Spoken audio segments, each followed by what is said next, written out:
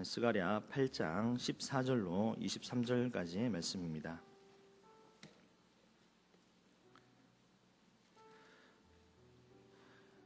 구약성경 1320면에 있는 스가랴 8장 14절로 23절까지의 말씀을 한 절씩 교독하도록 하겠습니다. 제가 먼저 14절의 말씀을 봉독하겠습니다. 만군의 여호와가 이같이 말하노라. 너희 조상들이 나를 경노하게 하였을 때에 내가 그들에게 재앙을 내리기로 뜻하고 뉘우치지 아니하였으나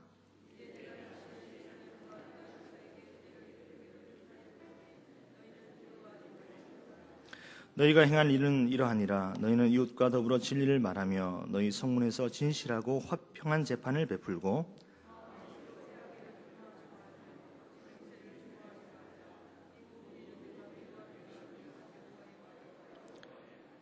만군의 여호와의 말씀이 내게 임하여 이르시되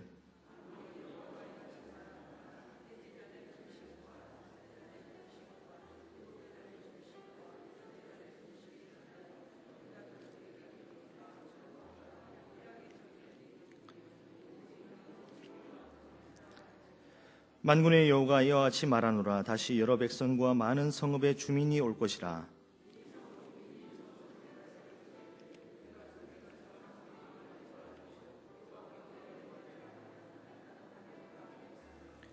많은 백성과 강대한 나라들이 예루살렘으로 와서 만군의 여호와를 찾고 여호와께 은혜를 구하리라. 이같이 말하노라. 그날에는 말이 다른 이방 백성 1명이 유다 사람 하나의 옷자락을 잡을 것이라. 곧 잡고 말하기를 하나님이 너희와 함께 하심을 들었나니 우리가 너희와 함께 가려 하노라 하리라 하시니라. 아멘. 스가랴 1장에서부터 6장까지는 8개의 환상을 통한 메시지가 있었고 7장부터는 금식에 관한 질문을 따라서 하나님의 말씀이 4번 임하고 있습니다. 그 질문에 대한 4번째 결론적인 말씀이 바로 오늘 함께 읽었던 본문의 말씀입니다. 이 말씀은 신앙의 최종적인 목표가 금식이 아니라 기쁨과 즐거움과 그리고 희락이 있음을 우리들에게 알려주고 있습니다. 그런데 생각해 보면 금식은 다른 종교들에도 있습니다. 그리고 건강상의 이유로 요즘은 금식을 하는 사람들도 참 많이 있습니다. 그런데 많은 기도 영성가들이 하는 조언은 조금은 다릅니다. 결국 금식 자체가 우리의 목표가 되어서는 안 된다라는 이야기가 있습니다. 물론 금식하면 기도의 응답이 속히 이루어질 때가 종종 있습니다. 금식은 우리들에게 있어서 많은 유익이 있죠. 그리고 건강상으로 보면 백혈구 수치가 증가한다고 하죠. 그래서 몸이 실제로 건강해지기도 하지만 금식의 가장 중요한 목적은 바로 하나님을 통한 자기 발견에 있다라는 사실입니다. 금식할 때 우리는 어떻습니까? 우리가 가지고 힘이 다 빠지게 되지요. 자신의 무가치성을 우리가 발견하게 됩니다. 그런 자기 발견 후에 하나님과의 관계 회복이 따라오게 되죠. 그리고 그에 이어서 기쁨과 환희도 따라오게 됩니다. 그런데 금식을 신앙과 영성을 자랑하는 수단으로 생각하면 이미 자기 발견이란 목표와는 동떨어진 길로 가게 되는 것입니다. 그때 내가 금식했노라 위선과 외식이 생기게 된다라는 것이죠. 항상 금식의 이유를 우리가 바로 인식해야 한다라는 사실입니다. 그래서 금식은 자기 발견, 그리고 하나님과의 관계 회복, 그리고 기쁨과 즐거움과 희락의 회복에 있다는 것을 우리가 반드시 깨달아 알아야 할 것입니다.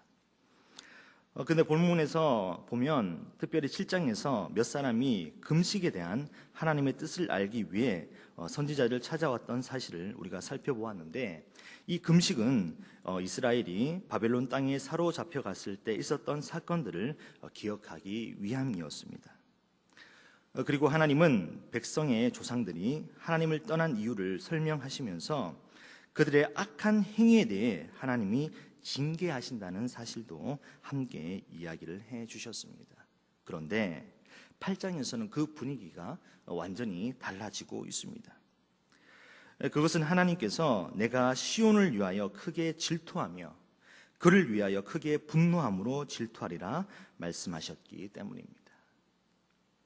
사실 백성들은 하나님의 질투를 받을 만한 행동을 한 적이 거의 없었습니다.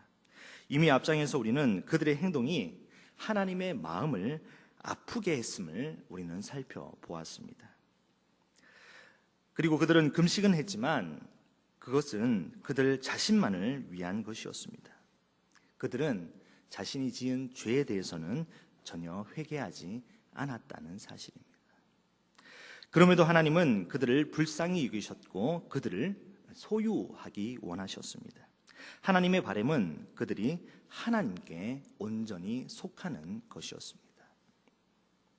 하나님께서 죄인인 우리도 불쌍히 여기신다는 사실을 믿지 않는 사람들은 도저히 받아들일 수 없겠지만 이것은 사실입니다.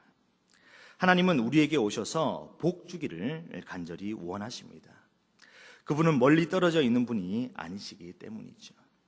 우리에게 아주 가까이 계시기를 원하는 분이십니다. 특별히 선지자 스가랴를 통해서 하나님은 예루살렘 성읍으로 다시 돌아오셔서 그곳에 거하시겠다 말씀하셨습니다. 하나님은 종종 그의 백성들에게서 떠나가십니다. 왜 그러실까요? 왜 우리에게서 잠시 떠나 계실까요? 거기에는 물론 여러 가지 이유가 있겠지만 무엇보다도 우리의 죄악이 하나님의 임재의 가장 큰 장애 요인이라는 사실입니다. 그래서 하나님은 죄된 백성들에게 하나님이 필요하다는 것을 깨닫게 하시기 위해 얼마 동안 예루살렘에서 그리고 그들로부터 떠나 계셨습니다.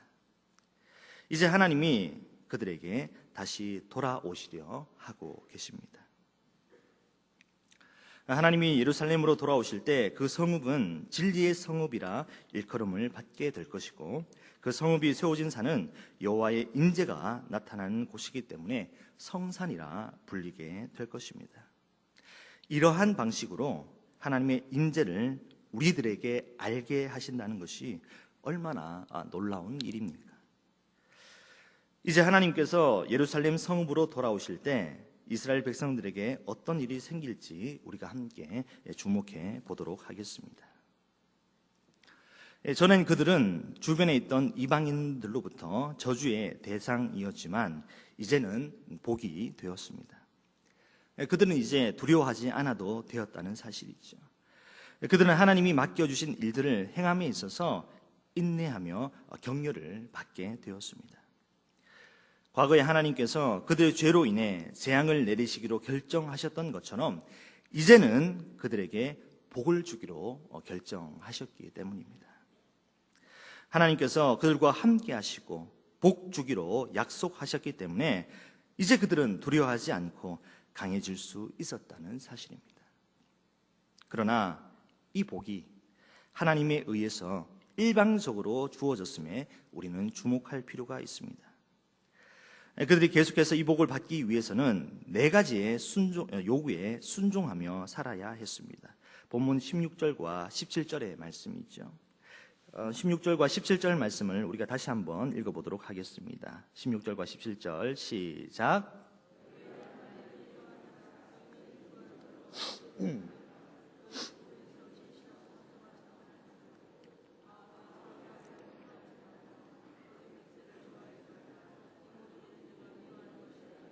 여호와의 말이니라. 아멘.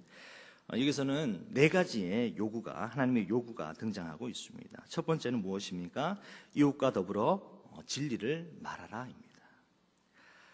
세상적으로 발전하고 승리하기 위해서는 무엇이 필수적입니까? 바로 이 정직과 성실함이 필수적이라는 것이죠. 그런데 우리가 하나님의 복을 계속해서 경험하기 위해서도 반드시 정직과 이 성실함이 필수적입니다.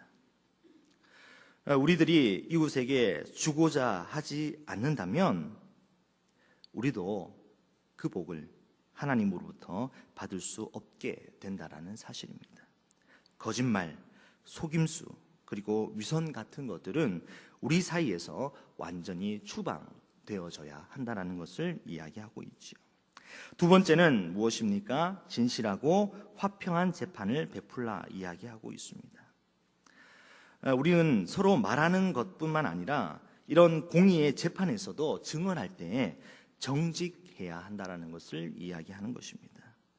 바로 진실과 정의가 우리가 살고 있는 이 땅을 가득 채워야 한다는 것이죠. 악은 사라져야 하고 부자와 가난한 자가 동일하게 대우를 받아야 한다는 것입니다. 이 땅의 모든 사람은 공정한 대우를 받아야 한다는 것이죠. 그리고 세 번째는 이웃에 대해서 악을 도모하지 말라 이야기하고 있습니다. 악을 도모하지 말라 이렇게 이야기가 되어 있어서 그러면은 선을 행하면 되겠네 라고 우리가 보통 이해할 수 있지만 원문에는 좀 더 확장된 의미가 이 부분에 담겨져 있습니다. 바로 이웃을 사랑과 존경으로 대하라, 이런 의미가 함께 연결이 되어져 있습니다. 결국 악을 도모하지 말라라는 것은 이웃에게 선을 행하고 결코 이웃을 해롭게 하지 말라라는 것과 함께 이웃을 사랑과 존경으로 대하라는 의미가 복합적으로 설명이 되어져 있다는 것이죠. 그리고 마지막 네 번째는 거짓 맹세를 좋아하지 말라 이렇게 이야기하고 있습니다. 물론 여기에 거짓말도 포함이 되어져 있죠. 그러나 더 높은 차원을 우리들에게 말씀하고 있는 것입니다. 자기가 말한 대로 지켜 행하라는 것이죠. 자기가 하고자 하는 일들을 다른 모든 사람이 신뢰할 수 있도록 하라는 것입니다. 그리고 자기가 한 약속은 끝까지 지키는 자가 되어야 한다라고 이야기하는 것입니다. 이렇게 네 가지의 하나님의 요구는 무엇에 집중하고 계실까요? 이처럼 하나님께서는 사람들이 서로를 대하는 방법에 관심을 갖고 계셨던 점을 우리가 주목할 필요가 있습니다. 하나님의 복은 사람들이 서로 조화를 이루며 살아가는 한 계속된다라는 사실입니다. 하나님의 사랑이 우리 개인에게 주어지는 것도 있지만 우리가 속해져 있는 이 공동체를 향한 하나님의 사랑이 끊임없이 우리들에게 부어지고 있다라는 사실입니다. 하나님은 그의 자녀들을 축복하지 않는 사람에게는 복을 부어주지 않는 분이십니다. 그리스도의 몸인 교회 안에서 사람들의 관계가 단절되면 어떻게 될까요? 그 교회에 하나님의 복이 흐를 수 있을까요? 그리스도 안에서 우리는 형제 자매들을 조심스럽게 대할 필요가 있다는 것입니다. 그들을 경멸하는 것은 하나님을 경멸하는 것이고 결과적으로 우리는 하나님의 복으로부터 멀어지게 된다는 사실입니다. 그리고 19절에서는 하나님이 마침내 7장에서 사람들이 제기했던 질문에 대답하셨는데 그들은 포로 생활 동안 했던 것처럼 금식을 계속해야 하는지를 묻고 있습니다. 넷째 달은 예루살렘 성읍의 벽이 무너진 때이고 다섯째 달은 성전이 불태워졌던 때의 일입니다. 또한 일곱째 달은 총독 그다랴가 살해되었던 때였습니다.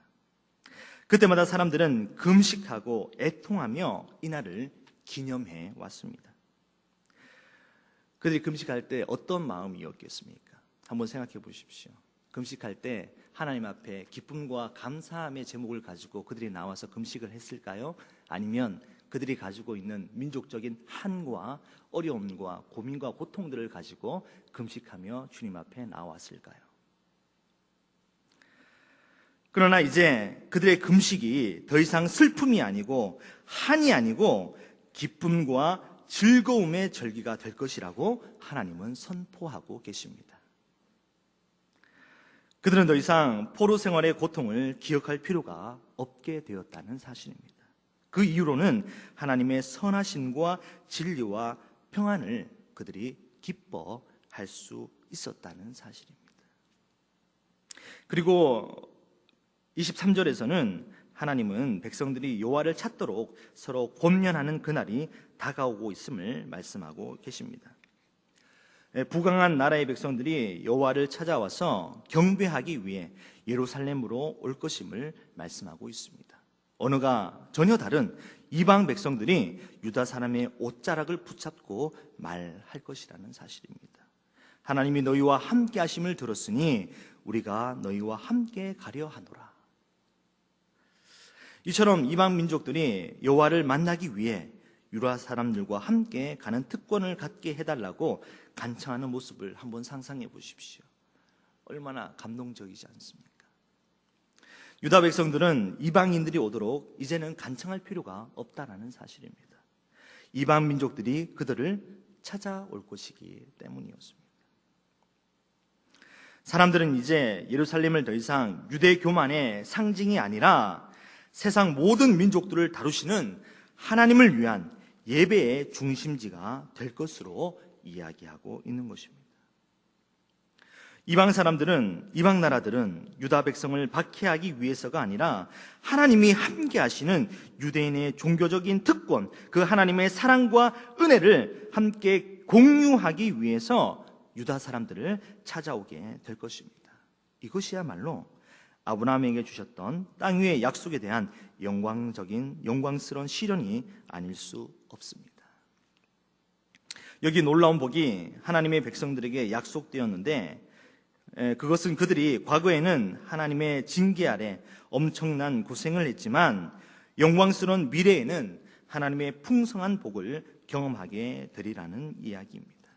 하나님은 그들이 도저히 믿기 어려운 일들을 행하실 것입니다. 하나님의 백성들이 크게 낙심하고 있을 때 이러한 격려가 그들에게 주어졌으니 이것이 얼마나 놀라운 하나님의 사랑이고 하나님의 은혜였겠습니까? 이제 말씀을 정리하도록 하겠습니다. 하나님은 오늘 이 시대에도 이와 동일한 일을 행하시는 분이십니다. 하나님은 어려운 때를 지나는 우리들 가운데에서도 이러한 일을 행하고 계신다라는 사실이죠. 하나님이 그의 백성들을 위한 소망을 바꾸셨습니까? 결코 그렇지 않습니다. 하나님 나라의 확장을 위한 계획을 그분이 변경시키셨습니까? 그렇지 않다는 것입니다. 그렇다고 한다면 오늘도 동일한 일을, 그분의 영광된 사업을 우리를 통해 행하시라는 것은 얼마나 너무나 당연한 사실이라는 것이겠습니까? 이제 슬픔과 한이 서린 금식이 아닌 기쁨의 금식, 기쁨과 감사함과 영광된 그 금식을 하나님 앞에 올려드리는 저와 여러분 되실 수 있게 되길 우리 주님의 이름으로 간절히 축복합니다.